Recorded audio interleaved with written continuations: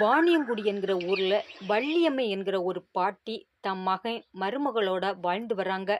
வள்ளியம்மைக்கு 2 மகன்கள். இதுவரை வள்ளியம்மை அவளோட 2வது மகன் வீட்டில தான் தங்கியிருந்தா. அவன் ஒரு ஆக்சிடென்ட்ல உயிரை விட்டுவிட மருமக புள்ளைக்கு பாரமா இருக்க விரும்பாம ஒரு 3 மாசத்துக்கு முன்னால தான் மூத்த மகனோட வீட்டில் வந்து தங்கியிருக்கா. மூத்த மகன் காலையில 7 மணிக்கு வேலைக்கு போனா திரும்பி வர நைட்டு 10 மணி ஆகிடும். அதனால அந்த வீட்டோட மொத்த பொறுப்பும் மருமக கையில தான் இருந்துச்சு. மருமகளுக்கு மாமியார் வந்ததே பிடிக்கல. ஆனா கணவர் அழுத்தி சொன்னதால வேண்டா வெறுப்பாதான் மாமியார தன்னோட வச்சுக்கிட்டா. வள்ளியம்மைக்கு ஒரு மகளும் உண்டு. பல நாளா மகளையும் பேர குழந்தையும் போய் பார்த்துட்டு வரணும்னு வள்ளியம்மைக்கு ஆசை. ஆனா போயிட்டு வர செலவுக்கு ஒத்த பைசா கூட இல்லை. மருமகள்கிட்ட கேட்கவும் பயம். ஆனாலும் ஆசையை அடக்க முடியல.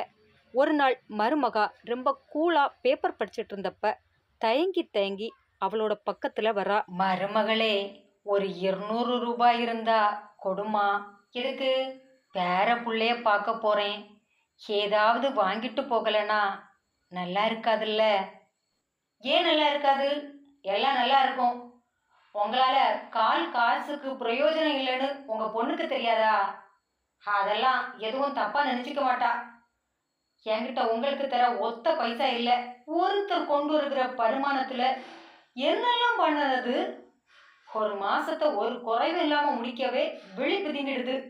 இந்த லட்சணத்துல இப்ப 200 ரூபாய் அனாவசிய செலவு எதுக்கு? 200 ரூபாயாமே 200 ரூபா தொலைஞ்சி பறக்கிறத நினைப்பாக்கும் அப்படின்னு சொல்லிட்டு மருமக உள்ளால போயிட வள்ளியம்மா ரொம்ப வேதனையோட உள்ளால போய் படுத்துக்கிறாங்க. இத அந்த வீட்டு வேலைக்காரி பார்த்துட்டே இருந்தா. வீட்டு வேலையை முடிச்சிட்டு வெளிவந்த வேலைக்காரிட்ட, இந்தா இதுல 500 ரூபாய் இருக்கு. ஒரு வாரத்துக்கு தேவையான காய்கறிகளை மார்க்கெட்டுக்கு போய் வாங்கிட்டு வந்துடு. வழியில பலசரக்கு சாதனமும் வாங்கிக்க. அதுக்கான பில்லும் காசும் கூட அந்த பையில வச்சிருக்கேன். சரிங்கம்மா, வாங்கிட்டு வரேன் அப்படின்னு சொல்லிட்டு வேலைக்காரி அந்த அம்பாள் கொடுத்த பைய வாங்கிட்டு கடை வீதிக்கு வரா. தான் தினமும் காய் வாங்கும் கடை முன்னால வந்து நிக்கிறா. அந்த கடைக்காரன்ட்ட, நான் சொன்னது போல பில் போட்டல்ல? ஆமா பொண்ணம்மா. நல்லது, கொண்டா. ஒன்னு கேட்டா கோவப்பட மாட்டியே? இல்ல, சொல்லு. ஏன் பொண்ணம்மா, உனக்கே இது நல்லா இருக்கா? அந்த அம்மா மாசம் பிறந்தா சொலையா 5000 ரூபா சம்பளம் கொடுக்கத்தானே செய்றாங்க. அப்படி இருக்கும்போது நீ வாங்குற காய்கறிக்கு கிலோவுக்கு 3 ரூபாய் வீதம் கூடுதல் போட்டு ரசீது கேட்குறியே, இது உனக்கே நல்லா இருக்கா? நல்லா இருக்கிறதால தானே கேட்குறேன். பேசாம எழுதி கொடுக்க போறியா, இல்ல எதிர்க்கடை முனியாண்டிட்ட போய் எல்லா காய்கறியும் வாங்கிட்டு பில் போட்டு வாங்கிட்டு நடைய கட்டவா? கோவிச்சுக்காத பொண்ணம்மா, எனக்கு எதுக்கு பொல்லாப்போ? உன் முதலாளிக்கு என்ன பண்ணணும்னு உனக்கு தெரியாதா? இந்தா, நீ கேட்டது போல எழுதி கொடுத்துட்டேன். சீட்டுல 450 எழுதியிருக்கேன். நீ ஒரு 380 ரூபாய் கொண்டா. அதென்ன 380? 360 போதும். இதுவே அதிகம்தான். அது சரி, அதுலயும் குறைச்சா தர. போதும் போதும். அசால்ட்டா கடைக்காரன் கேட்ட தொகையை விட குறைவா கொடுத்துட்டு நடைய கட்டுறா பொன்னம்மா. காய்கறி கடையில இருந்து நேரா மளிகை கடைக்கு தான் வரா. அங்கும் வந்து அந்த மளிகை கடைக்காரன்ட்ட, இந்தாங்க பில்லு. எழுதி இருக்கிறது போல சாதனம் போட்டு பில்ல நான் சொன்னது போல எழுதி கொடுத்துடுங்க. அப்புறம் பொண்ணுமா, இப்படி கமிஷன் அடிச்சு காலத்தை ஓட்டிடுவா போல. உங்களை விடவா அண்ணாச்சி?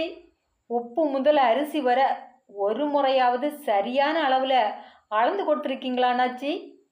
போன முறை 5 கிலோ அரிசி வாங்கிட்டு போனா 4.25 கிலோ தான் இருந்துச்சு. அப்புறம் போதும் போதும் போதும், நம்ம பொழப்பையும் பார்க்கணும்ல. வருகிறப்ப லோடெல்லாம் சரியாவா இறங்குதுன்னு நினைக்கிறேன். பாதி வழியில விழுது, பாதி கடையில விழுது. எல்லாத்தையும் ஈக்குவல் பண்ணணும்ல. ஆனாலும் நான் வாயை கொடுத்தது தப்புதாம்மா. வேலைக்காரி வேலை பார்க்கறதுக்கு உனக்கு கிடைக்கிற வாய்ப்பு, அத நான் பேசுனது தப்புதான்.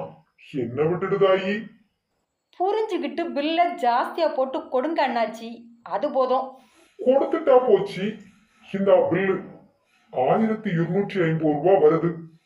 நீ ஒரு 900 ரூபாய் கொடு, போதும். சரி, இந்தாங்க.